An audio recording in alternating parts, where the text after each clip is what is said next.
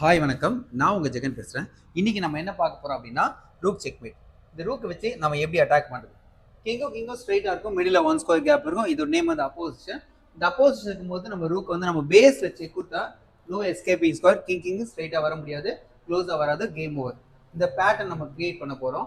இந்த பேசிக்ஸ் எப்படின்னா, நம்ம 7th ரேங்க்ல வச்சு ரூக் வச்சு கண்ட்ரோல் பண்ணியாச்சு. கிங் 2 ஸ்கொயர் கேப் இருக்கு. இப்போ பிளாக் கிங்கோட ஐடியாவை நம்ம கண்டுபிடிக்கணும் ஆக்சுவலா. ஸோ நம்ம ஸ்ட்ரெயிட்டாக போனால் கண்டிப்பாக இந்த கிங் வந்து எஸ்கேப் ஆகிடும். ஸோ பிளாக்கிங்கோட ஐடியா என்னன்னா, ஸ்லோவாக கிங்கை இம்ப்ரூவ் பண்ணி இந்த ரூக்கு கேப்சர் பண்ண தான் பிளாக்கிங்கோட ஐடியா. ஸோ அந்த ஐடியாவை ஸ்டாப் பண்ணுறதுக்காக முதல்ல நம்ம என்ன பண்ணலாம், கிங் வந்து D6. இந்த D6 ப்ளே பண்ணினா எல் ஷேப் அப்ளை பண்ணுங்க. எல் ஷேப் அப்ளை பண்ணால் அவங்க D8 வர முடியாது. வந்த அப்போசிஷன் நம்ம டேரெக்டாக ரூக் செக் கொடுத்தா மேட் ஆகிடும். கண்டிப்பாக அவங்க என்ன பண்ணுவாங்கன்னா ஒரு கார்னர் போக ட்ரை பண்ணுவாங்க. அகைன் நம்ம ஃபாலோ பண்ணலாம் அவங்கள. அகைன் G8 F6 ஃபாலோ பண்றோம். கார்னர் போறதுக்கு அப்புறம் நம்ம திரும்ப ஃபாலோ பண்ணா பிளாக்கிங்கால கண்டிப்பா வெளியே போக முடியாது. பிளாக்கிங் G8 வந்தா வாலண்டரி அப்போஸ் வந்துருவாங்க. இப்போ நம்ம ரூக்க பேஸ்ல வச்சா செக்மேட். இந்த செக்மேட்டை நம்ம குழந்தைங்களுக்கு டீச் பண்ணா அவங்களுக்கு ஈஸியா புரிஞ்சிடும். அடுத்தடுத்த செக்மேட்டை அடுத்தடுத்த வீடியோல பார்க்கலாம். பாய்.